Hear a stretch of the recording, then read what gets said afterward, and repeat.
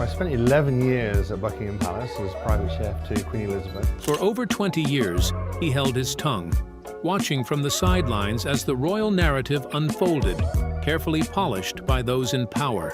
Darren McGrady, the former royal chef who once served the Queen, Prince Charles, and both young princes, was no ordinary staffer.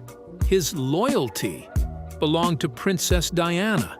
At 63, he's finally ready to speak, and his words aren't just confessions, they're explosive revelations. At the heart of this unexpected truth-telling, none other than Queen Camilla. What Darren exposes has shaken the very foundation of royal myth-making. The comment that shattered royal silence. It all started with a single, unexpected comment, one that would set off a storm Darren McGrady never saw coming. As the world prepared for the grand coronation of King Charles III and Queen Camilla, the former royal chef, now 63 and long associated with Princess Diana's memory, did something no one anticipated. He offered public support for the occasion. The first time I saw Princess Diana was at Buckingham Palace, the royal wedding. Time has passed, Darren said, and I believe it's possible to honor the present while still cherishing the past. On the surface, his words sounded calm, reasonable, even gracious, but the reaction online was outrageous. Social media erupted. Royal supporters and Diana loyalists alike found themselves in a fierce debate. Some commended Darren's maturity, his attempt at bridging the past and the present, but many saw it as an unthinkable betrayal. Diana's spirit will never rest if you celebrate the woman who broke her, one comment read. Another went further. You were her chef, her confidant. You should be exposing Camilla, not applauding her. For years, Darren had been seen as a quiet protector of Diana's legacy, a man who held back out of loyalty, who never once addressed the woman many still blame for Diana's anguish. And that silence, especially about Camilla, had always raised eyebrows. Despite multiple interviews over the years, McGrady had managed to dodge the topic. Not once had he directly addressed Camilla Parker Bowles, once branded the most hated woman in Britain. Given how central Camilla's affair with Charles was to Diana's misery, the absence of commentary spoke volumes. The public never forgot. Even in 2005, a poll showed only 7% of Britons supported Camilla becoming queen. So, when she was finally crowned in 2023, and Darren publicly approved, it felt like a rupture in everything he once stood for. Headlines now exploded. Darren McGrady was finally speaking, and what he revealed about Queen Camilla was more disturbing than anyone imagined. But before we spill it out, let's unfold life inside the palace, Darren's early days, and his bond with Princess Diana. Stay tuned. How Diana's chef became her quiet confidant. When Darren McGrady first walked through the grand gates of Buckingham Palace in 1982, he was just a young chef starting at the bottom, number 20 out of 20 in a staff kitchen ruled by strict hierarchy and long-standing tradition. Fresh-faced and eager, he never imagined his journey would lead to a quiet but powerful bond with one of the most beloved women in modern royal history, Princess Diana. That same year marked the birth of Prince William, and unknowingly, the beginning of a relationship that would stretch from royal kitchens to private grief, and from professional duty to heartfelt loyalty. The princess came into the kitchens of Balmoral Castle and she was as beautiful close up. At the time, Darren's daily duties were humble. He prepped vegetables, most of them frozen, and followed the guidance of senior French chef Gabriel Choumi, who taught him not just how to serve royalty, but how to understand the palace's silent codes of behavior. It was a world of distance and formality. But even amid the cold routine, there was one figure who brought warmth and life: Diana. McGrady first encountered her at Balmoral Castle, where the royal family spent their summers. Unlike most royals, Diana didn't send servants with instructions. Instead, she walked into the kitchen herself, barefoot, in a dressing gown, asking for snacks like yogurt, fruit, or orange juice for herself or the boys. Always polite, always thanking the staff, sometimes even helping stack plates. Her down-to-earth nature stood out in a place built on hierarchy and unspoken rules. She was real, and that authenticity left a mark on Darren from the start. In those early years, Diana lit up palace life. She brought laughter to stiff dinners, danced freely at formal events, and offered a refreshing humanity that made the palace feel less like a fortress. McGrady always addressed her formally, but their connection grew stronger through the quiet familiarity of everyday rituals. One of those was her nightly request for a freshly made juice, carrot, celery, or apple, depending on her mood. But over time, Darren noticed subtle shifts as her marriage to Prince Charles deteriorated, largely due to his ongoing relationship with Camilla Parker Bowles. Diana's appetite began to fade. One evening, she didn't ask for her usual juice. Concerned, Darren made it anyway. She drank it in one gulp. Her eyes, he recalled, looked like she'd been crying. Behind palace walls, long before tabloids caught on, McGrady saw the emotional weight Diana carried.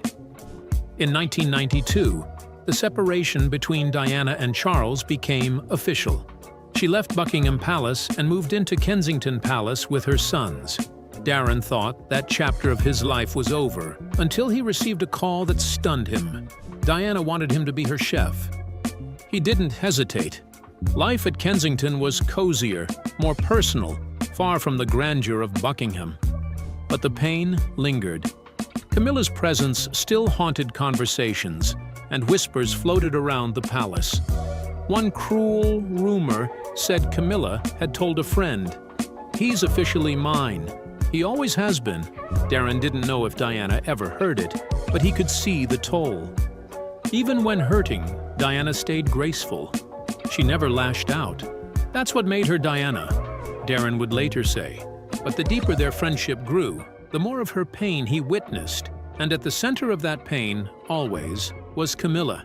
Unlikely friendship of a chef with a princess. What did Diana confide in him behind kitchen doors? "Keep watching. I always knew I would never be queen." Even within the calm Diana worked so hard to create at Kensington Palace, the shadows of her past refused to let go. The pain of her shattered marriage, the emotional scars from years of betrayal, and the lingering presence of Camilla Parker Bowles weighed heavily on her. No matter how polished the walls around her appeared, only a select few witnessed these hidden moments of vulnerability, and one of them was royal chef Darren McGrady. One quiet evening after dinner, as Darren tidied up, Diana entered the kitchen. Not for food, but for comfort. She stood there for a while, eyes lowered, her voice barely above a whisper. "I've always known I'd never be queen," she said. "That girl who took my husband, she will be." The words hit Darren with a jolt. He didn't know how to respond, but Diana didn't expect an answer. "You only had to listen," she added, dabbing away a tear. In that stillness, years of heartbreak poured out. Diana had long feared being pushed aside, not just as a wife, but as a woman once destined to be Queen of England. Prince Charles's unwavering attachment to Camilla had taken a toll that no newspaper could truly capture. McGrady remembered the arguments, loud, emotional clashes echoing through Buckingham's hallways, and always, it was Camilla's name at the center of the storm. When the Camilla Gate tapes were released in 1993, confirming the rumors Diana had silently endured for years, the world was stunned. But for Darren, it simply made public what he had already seen behind the scenes. Diana didn't speak of the tapes with him. She didn't have to. Her withdrawn demeanor, the loss of appetite, the heaviness in her eyes, it said enough. Her eating disorder worsened, and McGrady, ever discreet, observed without intruding. Then came the 1995 BBC Panorama interview. Diana's raw admission, "There were 3 of us in this marriage, so it was a bit crowded," shook the monarchy to its core. For the first time, the world saw her pain in her own words. It wasn't new to Darren, but it was finally being acknowledged by millions.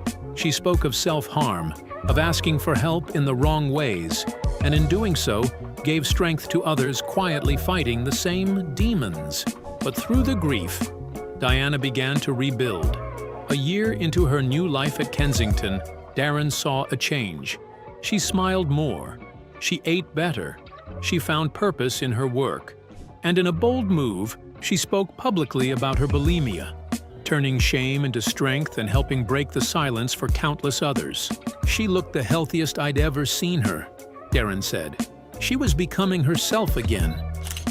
The day Diana didn't come home. It was a quiet Sunday morning at Kensington Palace, and Darren McGrady was busy in the kitchen preparing a simple meal for Princess Diana. She was expected to return from Paris later that evening, where she had been on a trip.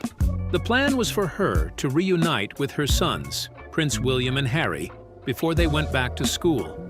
It was supposed to be a peaceful day, filled with home-cooked food, family time, and a brief moment of normalcy amid the chaos of royal life. But then, everything changed in an instant. The television flickered to life with a breaking news headline, "Princess Diana in car crash." Thursday marks 20 years since Princess Diana was killed in a car crash inside a Paris tunnel. The words barely registered at first. Darren thought it might be a joke. But then, the news flooded every channel. His heart sank as the truth hit him like a tidal wave. Diana was dead. She had been in a car crash in a Paris tunnel, pursued by paparazzi, and had passed away at just 36 years old. The hope that it was a mistake quickly faded as he rushed into work, still in disbelief. He clung to the faint hope that somehow the tragedy was exaggerated. But when the palace sent over Diana's last will, the reality set in. There would be no return, no quiet dinner, no comforting the boys. Diana was gone. In the hours that followed, Kensington Palace was filled with sorrow. Staff members who had served Diana, who had stood by her, were left heartbroken. Darren quietly recalled how her meal had been ready, sitting untouched, waiting for her return. The world reacted with shock, but the grief that echoed in the days following her death was just as overwhelming. Millions of people mourned her loss, laying flowers at Kensington Palace, and the entire world seemed to come to a standstill. Elton John's re-recorded "Candle in the Wind" became the soundtrack of collective mourning. But amid this outpouring of sorrow, another, quieter tension began to emerge.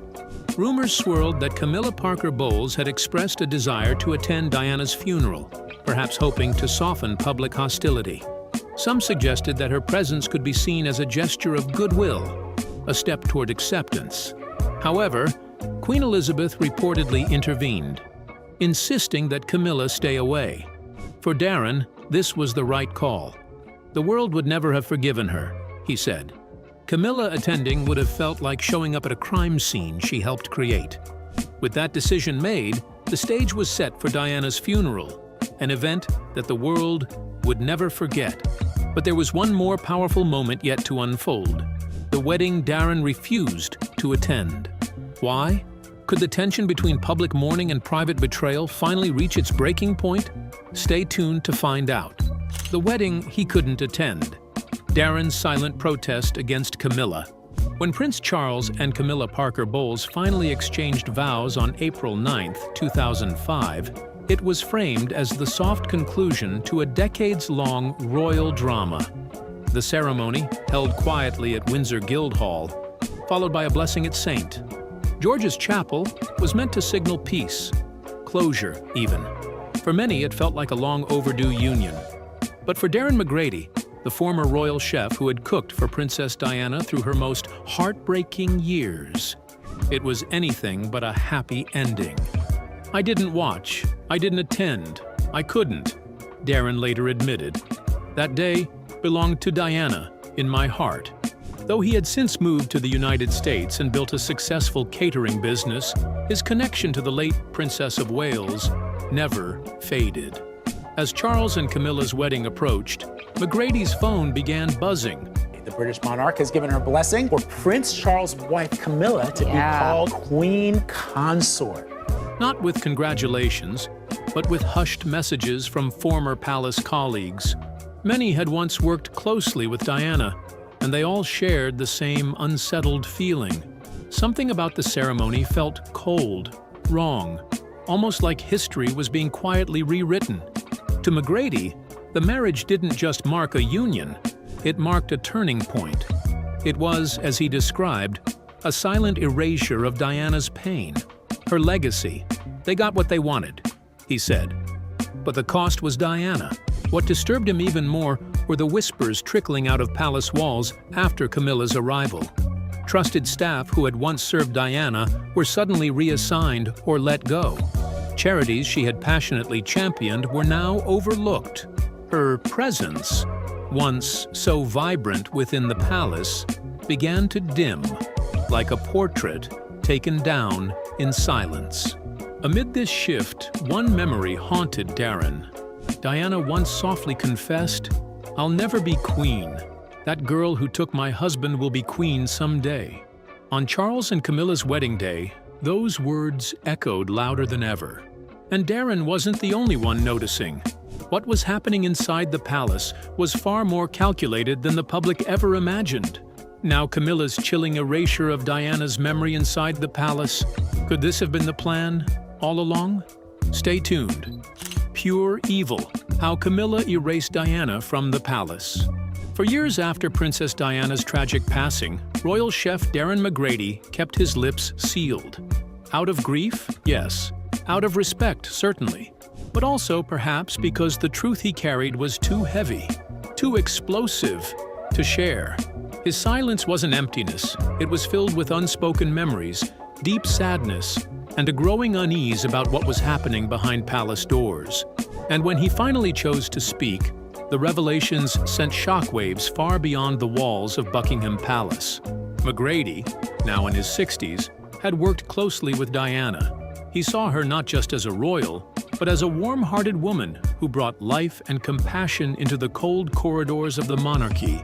So when he noticed what happened after Camilla moved into Clarence House and eventually Buckingham Palace, he couldn't stay silent any longer. It began quietly. So quietly that most wouldn't have noticed.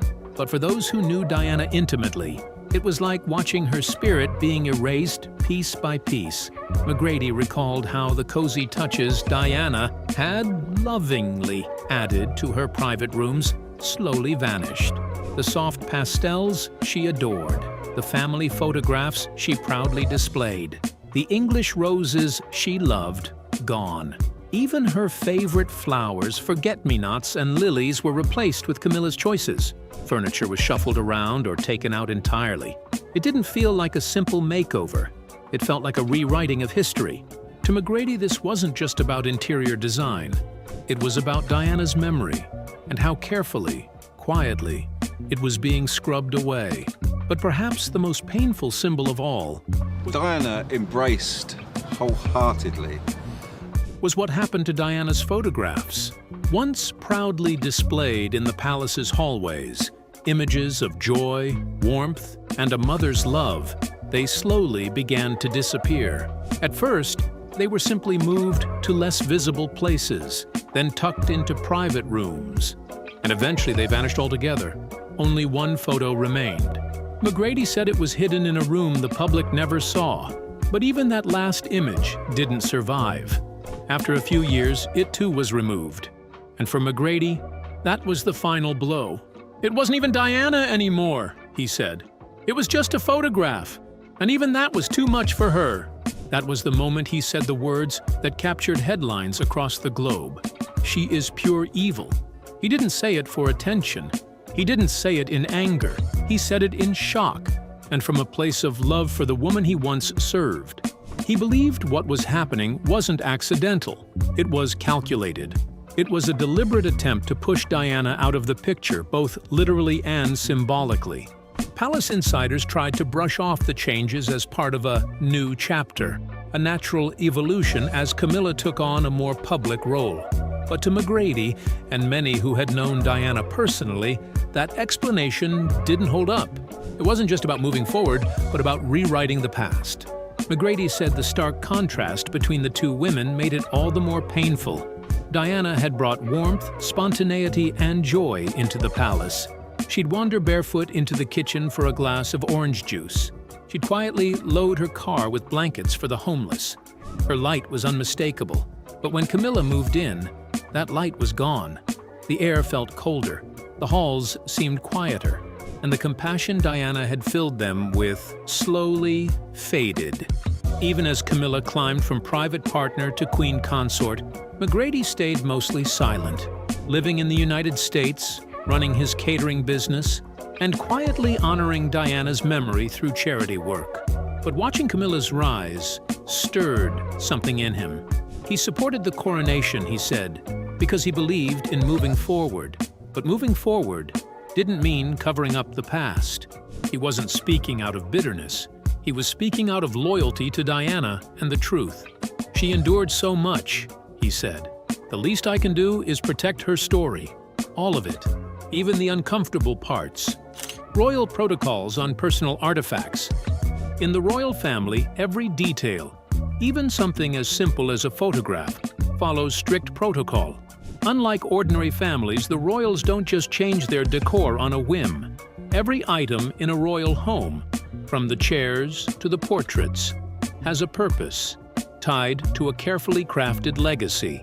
There are specific rules and processes in place, especially when it comes to personal artifacts, like a wedding photograph. Such objects are not simply moved or altered without careful consideration. Royal tradition dictates that any change to the display of items must pass through multiple layers of authority, from the master of the household to the Royal Collection Trust, and even the sovereign. Nothing is just taken down or discarded without a series of quiet decisions behind closed doors. However, the rules weren't followed when Princess Diana's iconic wedding portrait was removed from public view at Clarence House. In this case, there was no careful process or respectful relocation. The photograph was not moved to a private area, nor was it archived for historical preservation. Instead, it was unceremoniously dumped, an act that breached royal protocol. Camilla's arrival marked more than just a shift in the household's atmosphere. It symbolized a complete break from the past. The photograph, once a symbol of Diana's place in the royal family, was discarded without a trace. A gesture that spoke volumes about the monarchy's desire to distance itself from the painful history of the past. Public erupts over Darren's explosive revelations. Darren McGrady's explosive revelations sent shockwaves through the public, sparking an uproar on social media within hours of his interview being released. His emotional and candid words gave voice to suspicions that had simmered for years, especially among Diana's loyal supporters. They had long believed that the beloved princess had been treated unfairly during her life, and even more so after her death. "Darren, thank you for finally telling the truth," one user wrote. "You've said what so many of us have felt for years." Messages poured in by the thousands, applauding McGrady's honesty and unwavering loyalty to Diana. For many, his statements were seen as a long overdue validation, offering a rare insider's confirmation of what the public had only guessed at but could never prove. Yet McGrady's words weren't universally welcomed. Critics quickly questioned his timing, with some asking why he waited until now to speak out. Why wait until after celebrating the coronation? One detractor wondered. Others accused him of seeking attention or profiting from old wounds. But McGrady's supporters were quick to defend him, pointing out that he had remained silent for over 2 decades. "If anyone has earned the right to speak, it's him," one fan declared. As McGrady's revelations reignited Diana's legacy, old interviews, videos, and quotes resurfaced across social media. Fan accounts dedicated to her gained thousands of new followers overnight. The message was clear. The public had not forgotten the people's princess, and McGrady's words reopened a wound that never truly healed. Now, with McGrady's explosive claims reverberating across headlines, Queen Camilla's carefully curated public image faces its biggest challenge yet. For years, she had slowly transformed from the other woman to a more accepted figure at Charles's side. But McGrady's insights have cast a harsh light on her actions behind the palace walls, prompting many to ask, what happens next?